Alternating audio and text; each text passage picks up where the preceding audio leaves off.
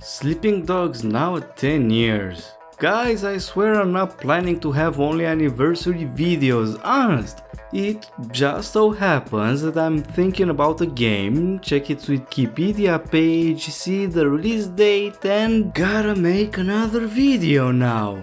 Hey, it's not my fault time passes by so fast, and the game is so memorable that it deserves another playthrough anyway. And I'm underselling it actually, since it's one of the most solid GTA-like games out there, coupled with an engaging story and a setting rarely used by Western developers. As an added bonus, its story is heavily inspired by Infernal Affairs, one of Hong Kong cinema's classics. With the risk of going into the cliché territory, I'm surprised how little Sleeping Dogs is talked about nowadays. I might have an explanation for that, but there's much to discuss until then. Sleeping Dogs puts you in the shoes of Wei Shen, a cop who's been sent on a mission to infiltrate one of Hong Kong's triads. Using his childhood connections, he gets a foothold into his native neighborhood's triad activities by performing minor errands. You know, stuff like protection, money collection, or stealing contraband merchandise. On a citizen stuff, really.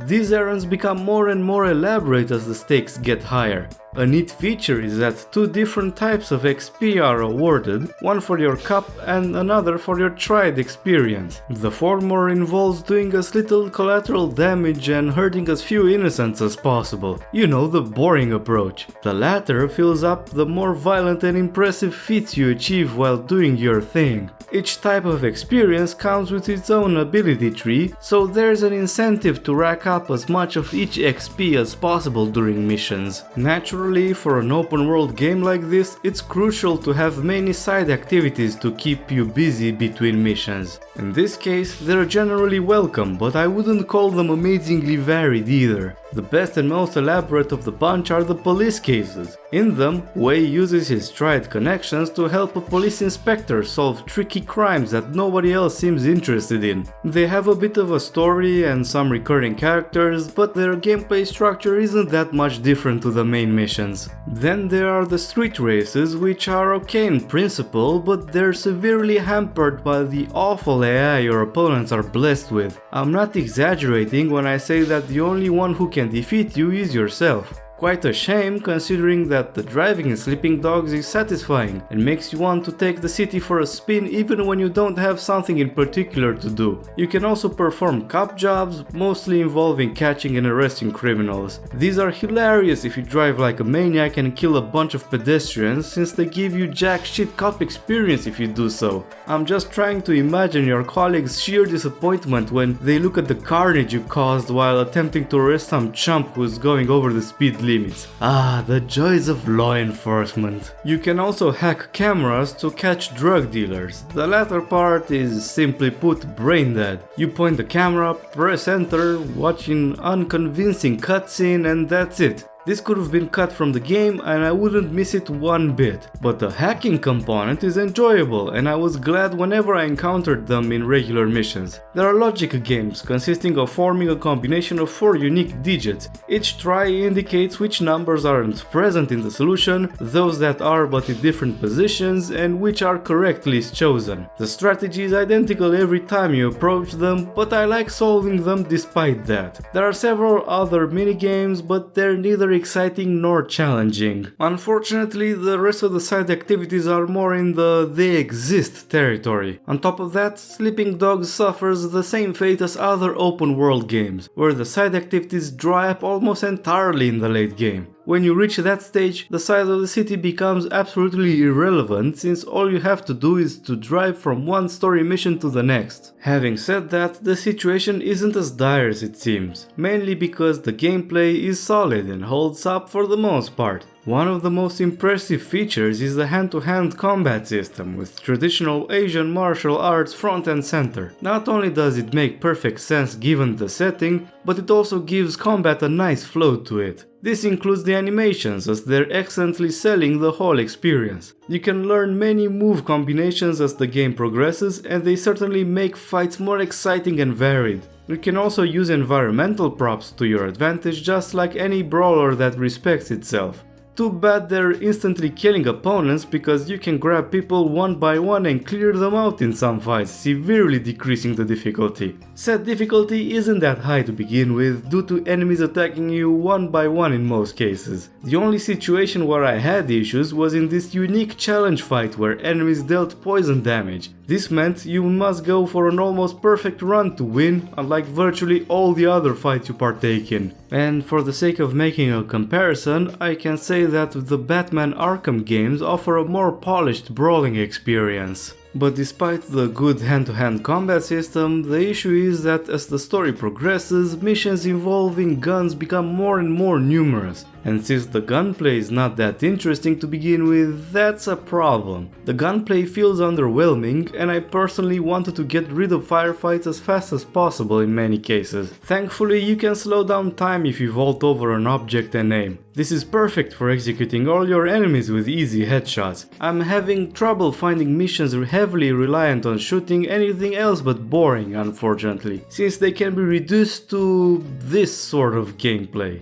Car chases where you have to shoot your enemies are even more yawn-inducing, since all you have to do is shoot their tires. That's it, you do that, watch them fly and explode. And you have to do this for quite some time with quickly respawning enemies because these encounters suffer from a very unsubtle padding. Instead of getting over with them, you have to massacre half of Hong Kong in each of them. It would have been way better if the game was more reserved with firearms in the late game, in conclusion. And speaking of the late game, I find it weird that you're doing errand boy stuff throughout its entirety. At the start of the story, it's natural for Wei to be sent to deal with minor tasks since he's in a position where he needs to earn the Triad's faith and respect. But as his standing increases and he becomes more and more respected, most missions are still minor busy work. Okay, there are set-piece missions to mark significant story moments, but otherwise, Wei is rarely tasked with activities befitting his increased status. For instance, after becoming the leader of a local chapter, he goes to capture an influential rival, but in the next mission he sneaks into the port to steal some smuggled jewelry. In another occasion, he's asked to take an American drug dealer on a night out as a way to smooth out a big business deal, but then he's asked to plant a bug in a celebrity's apartment.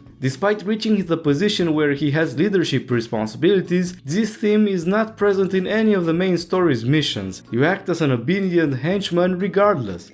But I have to say that I still find the mission where you have to screw up the feng shui of some guy's home hilarious, that being said. What is this? Look at this! How can you let this happen? It's all gone to shit! Gone to shit! What do you want us to do, boss? Get out! Get out! I need to think! The undercover cop angle is applied better on the other hand, but this calls for discussing the game's story. I'm sure this won't take long. Spoilers, by the way.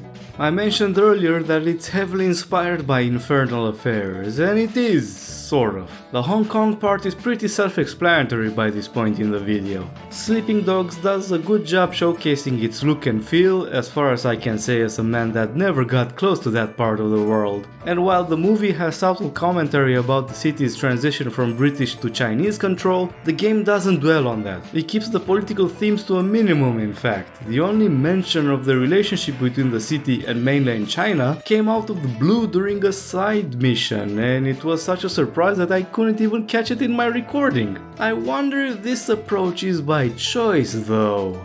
And then we have the big theme of undercover officers infiltrating the Triad. Both Wei Shen and Cheng Yan struggle with the challenges of living with a double identity, but since the similarities end here, the reasons are quite different. Chen Yan has been working in his role for over 10 years and is mentally drained by the constant stress and challenges he's been putting up with during this time. On the other hand, Wei Shen woke up from nightmares right after starting his work, which I found really weird. I get the feeling that the devs wanted this "I hate my job" motif played right out of the gate just like the movie did, but it's not implemented compellingly. At least that's the impression until Wei's character gets a bit more developed. The movie doesn't attempt to create much of a backstory beyond some details here and there. Officer Yan is just some former police cadet turned into an undercover cop, and that's about it.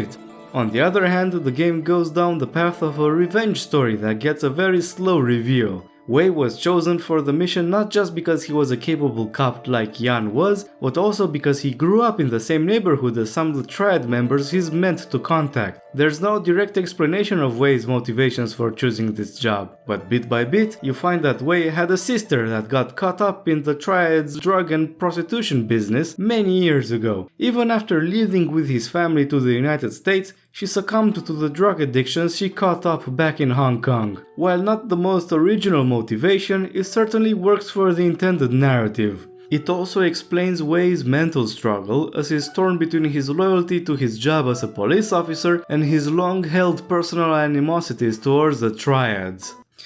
Fucking hell, alright, I tried doing it for the sake of the Hong Kong cinema purists, but I can't keep this charade going. I have to stop pretending the Departed did not exist. While Yan does not have the same background tying him to the Triads, Billy Costigan was definitely from a family entangled with Boston's criminal underworld. Though out of the three characters, I feel he has the most interesting underlying reasons to go undercover. No revenge story cliché, just a kid with a very screwed up upbringing. The thing is, The Departed is a faithful adaptation of Infernal Affairs story. They both deal with the cat and mouse game of two competing undercover moles. Billy and Yan are pretty different characters, but their paths during the movies are more or less similar. The same goes for their criminal counterparts, Colin and Lau. But Sleeping Dogs departs, oh god, kill me, and does away with the entire Duel of the Moles theme. On the one hand, it's pretty detrimental because that dynamic makes for a fascinating story. But on the other, I doubt there's a decent way to portray this in a video game where you play exclusively as one of the characters. Sure, the main character would be shocked when they realize who the Triad Mole is, but from the player's perspective that would either be the first time they see this character, so nothing to be surprised about, or it would be so telegraphed that it would completely rob the moment's impact. So all in all, I'd say it makes sense for the game to stick to solely the mole within the Triad. Does it manage to compensate for this though? It's a mixed bag.